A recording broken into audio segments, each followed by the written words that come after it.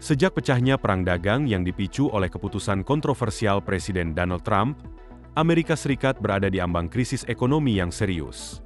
Pengenaan tarif hingga 145% terhadap barang-barang impor dari Cina telah merusak hubungan dagang yang selama ini terjalin erat dan mendorong negara ini ke arah potensi kehancuran ekonomi. Akibat kebijakan tersebut, masyarakat kini harus membayar harga yang sangat tinggi untuk berbagai kebutuhan sehari-hari. Namun, dampaknya tidak berhenti di situ. Perusahaan-perusahaan besar Amerika yang bergantung pada hubungan dagang dengan Cina juga mulai mengalami kerugian besar akibat sikap tegas yang ditunjukkan oleh Beijing. Pertanyaannya sekarang, apakah Apple yang sebagian besar perangkatnya diproduksi di Cina akan terancam bangkrut? Apakah Intel akan kehilangan akses ke pasar bernilai miliaran dolar di Asia? Jika perusahaan-perusahaan raksasa ini runtuh, maka jutaan pekerjaan termasuk mungkin pekerjaan Anda atau orang-orang terdekat Anda berada dalam bahaya. Dalam video ini, kita akan membahas 10 perusahaan terbesar di Amerika Serikat yang berpotensi tumbang jika Cina memutuskan untuk melakukan pembalasan secara agresif dalam perang dagang ini. Nomor 1. Tesla. Tesla bukan sekadar perusahaan mobil. Ia adalah simbol revolusi kendaraan listrik yang membawa visi hijau Elon Musk dari California ke seluruh dunia. Namun kini, visi itu menghadapi ujian berat akibat kedekatan Musk dengan mantan Presiden Donald Trump, yang dulunya merupakan pasar emas bagi Tesla, kini berubah menjadi medan konflik. Gigafactory Shanghai, pabrik raksasa yang menyumbang setengah dari total produksi kendaraan Tesla, perlahan berhenti berdetak.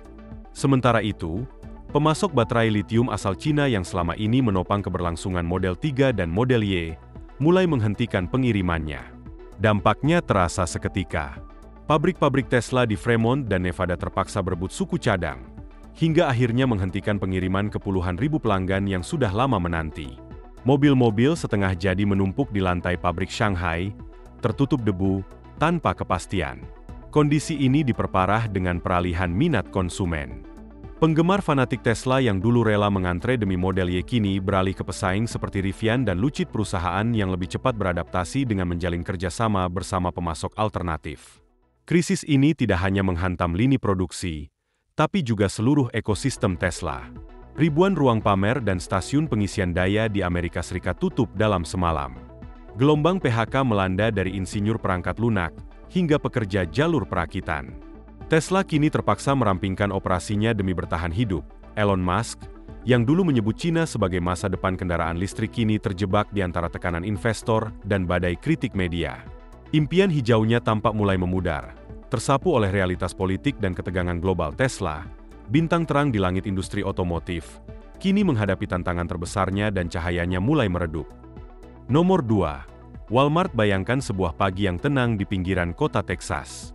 Di dalam Walmart, lorong-lorong yang dulunya penuh sesak kini terasa kosong dan mencekam. Tidak ada lagi tumpukan TV murah atau rak mainan plastik buatan Cina. Manajer toko, yang selama ini bangga menjaga harga tetap rendah, hanya bisa berdiri diam menyaksikan para pelanggan keluar dengan kereta belanja kosong. Di kantor pusat Walmart di Arkansas, para eksekutif bergegas menuju ruang rapat darurat. Namun, tak satu pun dari mereka mampu memecahkan persoalan terbesar yang mereka hadapi. Hilangnya rantai pasokan raksasa yang selama ini mengalir lancar dari Guangzhou. Pelanggan setia, terutama para ibu pekerja dan keluarga kelas pekerja, mulai beralih ke Amazon atau toko lokal yang entah bagaimana masih bisa menemukan sumber alternatif. Tapi krisis ini lebih dari sekadar rak kosong. Karyawan Walmart, dari kasir hingga petugas gudang, mulai menerima surat pemberitahuan pemutusan hubungan kerja. Lokasi-lokasi yang tak lagi menguntungkan ditutup satu persatu di seluruh negeri. Di kota-kota kecil seperti Joplin, di mana Walmart menjadi nadi perekonomian lokal, keheningan kini menggantikan hiruk-pikuk keseharian. Banyak orang kehilangan tempat bekerja dan bahkan tempat belanja utama mereka. Sementara itu, para pesaing seperti Costco memanfaatkan momentum. Mereka menawarkan produk-produk yang tidak terdampak oleh gangguan dari Cina, menarik lebih banyak konsumen yang putus asa mencari alternatif. Walmart, sebuah kerajaan retail senilai ratusan miliar dolar, tersandung, bukan karena strategi yang buruk, melainkan karena fondasinya selama ini berdiri di atas ketergantungan yang rapuh terhadap Cina. Dan kini, fondasi itu mulai retak, menjauh dari tanah tempat ia dibangun. Nomor 3. Apple. Dari puncak inovasi ke bayang-bayang perang dagang, Apple telah lama menjadi simbol inovasi. Setiap iPhone dan MacBook bukan sekadar produk, melainkan pernyataan teknologi yang lahir dari visi dan desain yang mendalam.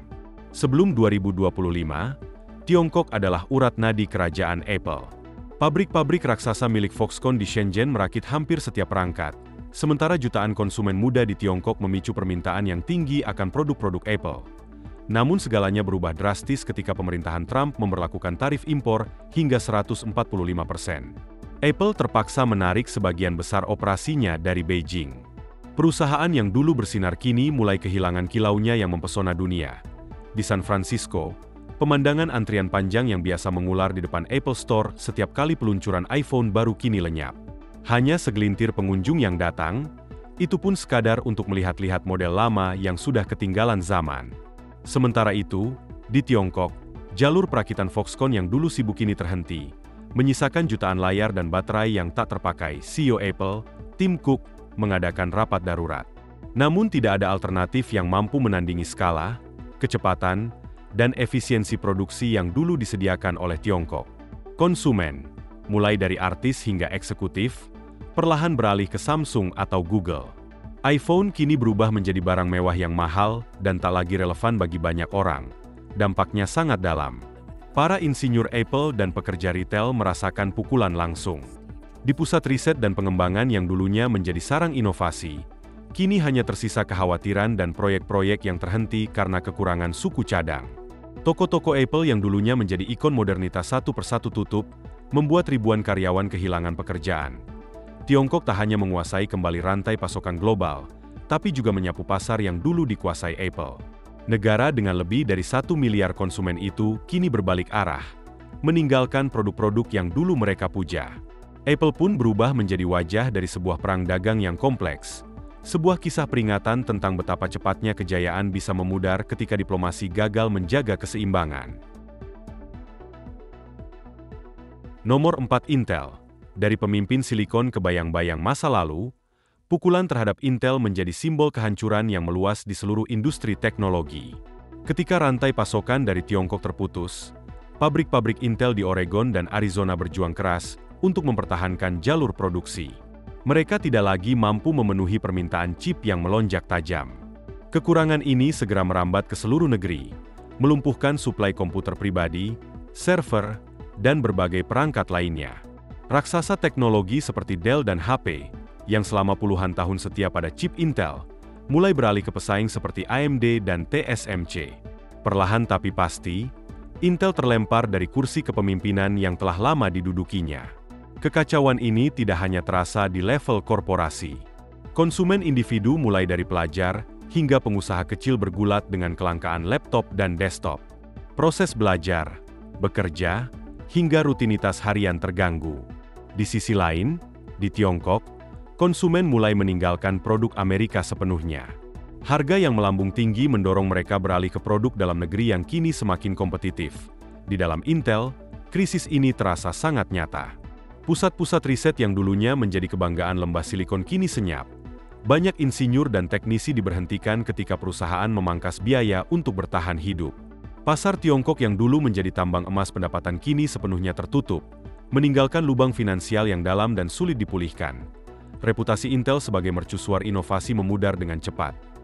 Para pesaing memanfaatkan momen ini untuk menyalip, mengambil alih pangsa pasar yang dulu tak tergoyahkan. Investor panik, harga saham jatuh bebas. Dalam sekejap, Intel yang dulunya menjulang tinggi kini tampak seperti peninggalan masa lalu tertinggal, terputus, dan kehilangan arah. Penarikan diri dari Tiongkok tidak hanya memutus rantai pasokan Intel, tapi juga merobek jalur menuju masa depannya. Sektor teknologi Amerika, yang selama ini bergantung pada prosesor Intel, kini terguncang karena sang raksasa berada di ambang ketidakrelevanan. Nomor 5 Nike. Ketika sepatu ikonik kehilangan jejaknya, Nike membangun kerajaannya di balik sepatu sneakers yang mencerminkan gaya hidup Amerika bertransformasi dari lapangan basket menjadi simbol mode jalanan global. Sebelum perang dagang pecah, Nike sangat bergantung pada Tiongkok. Sekitar 35% dari total produksinya berasal dari pabrik-pabrik di Guangdong dan Jiangsu. Pasar Tiongkok sendiri menyumbang antara 3 hingga 4 miliar dolar per tahun, setara dengan 17% dari pendapatan global perusahaan. Namun segalanya berubah drastis ketika tarif impor sebesar 145% diberlakukan oleh pemerintahan Trump, dan Beijing membalas dengan membatasi perdagangan. Nike kehilangan dua hal sekaligus: pusat produksi utama dan salah satu pasar konsumennya yang paling menguntungkan. Keruntuhan itu tak hanya terlihat, ia terasa. Tiongkok sebelumnya memproduksi sekitar 175 juta pasang sepatu Nike setiap tahun. Ketika jalur produksi itu terputus, perusahaan tak mampu beralih cepat ke negara lain seperti Vietnam atau Indonesia. Akibatnya, Nike menghadapi kekurangan stok besar-besaran. Di sisi lain, hilangnya pendapatan miliaran dolar dari pasar Tiongkok menciptakan lubang besar dalam neraca keuangan. Sementara itu, upaya memindahkan produksi ke Amerika Serikat atau Eropa menghadapi tantangan baru, lonjakan biaya. Setiap pasang sepatu kini membutuhkan tambahan biaya hingga $30. Konsumen menolak kenaikan harga tersebut, dan loyalitas terhadap merek mulai goyah. Hanya dalam beberapa bulan setelah keluar dari Tiongkok, pendapatan global Nike anjlok 20%, dengan kerugian mencengangkan yang mencapai $9 miliar. Dampaknya pun menyebar ke ribuan rumah tangga. Nike terpaksa memangkas sekitar 15% dari tenaga kerjanya secara global, termasuk puluhan ribu posisi di kantor pusat dan gudang-gudang di Amerika Serikat, dalam upaya bertahan hidup. Nomor 6 Boeing. Ketika sayap Amerika tak lagi mengangkasa, Boeing pernah menjadi lambang kejayaan penerbangan Amerika. Pesawat ikoniknya 737 dan 787 Dreamliner menghubungkan benua dan mendefinisikan standar perjalanan udara global. Namun keberhasilan itu tak terlepas dari peran penting Tiongkok, yang selama bertahun-tahun menjadi mitra strategis Boeing. Setiap tahunnya, Tiongkok membeli antara 150 hingga 200 unit pesawat Boeing, dengan nilai transaksi mencapai $15 miliar setara dengan 25% dari total pesanan global. Lebih dari sekadar pasar, Tiongkok juga menjadi bagian penting dari rantai produksi Boeing. Pabrik-pabrik di Shandong dan wilayah lainnya menyuplai komponen vital seperti sayap dan suku cadang mesin, menjadikan kerjasama ini tidak tergantikan. Namun saat perang dagang memanas, segalanya berubah drastis. Boeing kehilangan bukan hanya pelanggan utama, tetapi juga mitra produksi yang krusial. Dampaknya langsung terasa. Pesanan senilai $15 miliar per tahun dari Tiongkok menghilang, dan pendapatan perusahaan anjlok 20%. Dalam kuartal pertama saja, kerugian membengkak hingga $19 miliar. Situasi semakin parah ketika Beijing menarik dukungan ekspor suku cadang. Sekitar 10% dari komponen pesawat senilai $2 miliar per tahun tidak lagi tersedia. Produksi lumpuh memaksa Boeing memangkas output bulanannya dari 50 pesawat menjadi hanya 35 unit. Konsekuensinya begitu luas. Sekitar 20.000 pekerja di pabrik-pabrik Boeing di Washington dan South Carolina diberhentikan, setara dengan 12% dari total tenaga kerja global perusahaan. Kepercayaan investor runtuh, dan saham Boeing terjun bebas 30% di Bursa Efek New York, menghapus miliaran dolar dari nilai pasar. Sementara itu, utang perusahaan membengkak sebesar $10 miliar karena cadangan kas terus terkuras. Maskapai-maskapai besar Amerika seperti Delta dan United Airlines, yang selama ini mengandalkan pengiriman rutin dari Boeing, kini menghadapi krisis armada. Celah yang ditinggalkan Boeing dengan cepat dimanfaatkan oleh Airbus, yang dalam waktu singkat mengamankan lebih dari 100 pesanan baru dari maskapai-maskapai di Asia. Boeing, yang dulu terbang tinggi sebagai simbol dominasi udara Amerika, kini mendapati dirinya terjebak di tengah pusaran geopolitik, terpukul di pasar, tercekik di produksi, dan tertinggal dalam perlombaan global. Nomor 7. Best Buy. Best Buy pernah menjadi destinasi favorit keluarga Amerika, tempat di mana orang bisa membeli TV layar datar, konsol game, dan laptop dengan harga terjangkau. Kesuksesan mereka dibangun di atas fondasi elektronik berbiaya rendah, yang sebagian besar diimpor dari Tiongkok. Mulai dari layar LED hingga headphone berkabel dari merek-merek besar, semuanya diproduksi di sana. Namun, semuanya berubah ketika pemerintahan Trump memberlakukan tarif impor hingga 145%. Tiongkok merespons dengan memutuskan seluruh hubungan dagang dengan Amerika Serikat. Best Buy pun kehilangan inti dari bisnisnya. Tidak ada lagi peti kemas yang datang dari pelabuhan Tiongkok, dan perusahaan tak lagi mampu memenuhi rak-raknya dengan produk teknologi ramah anggaran yang selama ini menjadi andalan para pelanggan. Akibatnya, keunggulan kompetitif Best Buy hilang begitu saja, tanpa ada alternatif yang mampu menggantikannya. Dampaknya terasa cepat dan brutal. Toko-toko yang dulunya ramai di kota-kota seperti Minneapolis dan Houston kini lengang. Rak-rak mereka kosong atau hanya diisi produk dalam negeri yang harganya terlalu mahal dan tidak terjangkau oleh kebanyakan orang. Pelanggan setia dari orang tua yang ingin membeli konsol untuk anak-anaknya, hingga pekerja kantoran yang mencari laptop baru beralih ke pesaing daring yang mengimpor dari negara-negara Asia lainnya. Gelombang pemutusan hubungan kerja tak terelakkan. Ribuan karyawan retail, termasuk anggota Geek Squad yang terkenal, harus diberhentikan karena banyak gerai yang akhirnya ditutup. Reputasi Best Buy sebagai penyedia teknologi dengan harga terbaik yang telah dibangun selama puluhan tahun, lenyap hanya dalam hitungan bulan saat Tiongkok mundur dari pasar. Nomor 8. John Deere. John Deere telah lama menjadi simbol pertanian Amerika, dengan traktor hijau ikoniknya yang bergemuruh melintasi ladang jagung dan gandum. Perusahaan ini membangun reputasinya berkat mesin-mesin yang andal dan terjangkau bagi para petani, ditopang oleh rantai pasokan suku cadang dari Tiongkok, mulai dari mesin kecil hingga roda baja. Permintaan Tiongkok yang tinggi terhadap kedelai Amerika sempat mendorong para petani untuk terus berinvestasi dalam peralatan baru. Namun, ketika Tiongkok membalas tarif 145% yang diberlakukan oleh pemerintahan Trump dengan menghentikan seluruh perdagangan, John Deere kehilangan dua hal sekaligus. Rantai pasokan vital dan pasar ekspor yang menopang pertumbuhan bisnisnya. Dampaknya melanda jantung pedesaan Amerika seperti badai. Tanpa komponen murah dari Tiongkok, pabrik-pabrik John Deere di Illinois terpaksa menghentikan produksi. Traktor-traktor yang dulunya menjadi andalan kini tak lagi bisa dirakit. Gudang-gudang di daerah pertanian dipenuhi mesin yang tak terjual, sementara petani yang kehilangan akses ke pasar ekspor tak lagi memiliki modal untuk membeli peralatan baru. Ladang-ladang di Iowa dan Nebraska, yang dahulu dipenuhi aktivitas mesin John Deere dari pagi hingga malam, kini senyap. Banyak petani terpaksa kembali menggunakan peralatan lama, atau bahkan menghentikan aktivitas tanam sepenuhnya. Gelombang PHK menyapu kota-kota manufaktur seperti Moline dan Waterloo, menjerumuskan komunitas-komunitas kecil ke dalam krisis ekonomi. Citra John Deere sebagai mitra setiap petani pun ikut terguncang. Perusahaan yang dulu dipercaya karena keandalannya kini dianggap gagal memenuhi kebutuhan dasar produk mereka, menjadi terlalu mahal dan sulit diakses oleh petani yang sedang kesulitan. Nomor 9. Caterpillar. Raksasa industri konstruksi dengan mesin-mesin kuning ikoniknya, pernah menjadi simbol kekuatan dan ketahanan global. Keberhasilannya didukung oleh akses terhadap baja murah dari Tiongkok, serta permintaan tinggi dari pasar infrastruktur internasional. Namun, segalanya berubah ketika Tiongkok membalas tarif 145% yang diberlakukan oleh pemerintahan Trump dengan menghentikan seluruh hubungan dagang. Caterpillar kehilangan akses ke sumber daya penting yang selama ini menjadi tulang punggung produksinya. Dampaknya sangat besar. Pabrik-pabrik di Illinois dan Texas terpaksa menghentikan operasinya, mengakibatkan penundaan dan pembatalan proyek-proyek konstruksi di seluruh Amerika. Pelanggan yang dulu setia mulai beralih ke pesaing seperti Komatsu, yang masih bisa menawarkan harga dan suplai lebih stabil, perlahan menggerus pangsa pasar Caterpillar. Masa depan tenaga kerja menjadi suram. Gelombang pemecatan massal menyapu kota-kota industri seperti Peoria, meninggalkan luka mendalam dalam bentuk krisis ekonomi lokal. Reputasi perusahaan yang dulu tak tergoyahkan mulai runtuh, dan pasar saham merespons dengan kepanikan. Dari raksasa konstruksi global, Caterpillar berubah menjadi salah satu korban paling mencolok dari perang dagang. Kini, tantangan terbesarnya adalah merebut kembali kepercayaan pasar dan membangun ulang reputasi yang telah lama dibangun. Apakah mereka bisa bangkit kembali? Hanya waktu yang akan menjawab.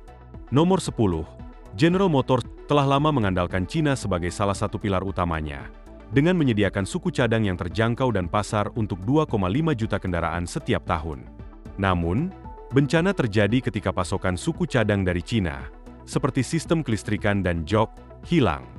Hal ini membuat pabrik-pabrik di Michigan dan Ohio terpuruk.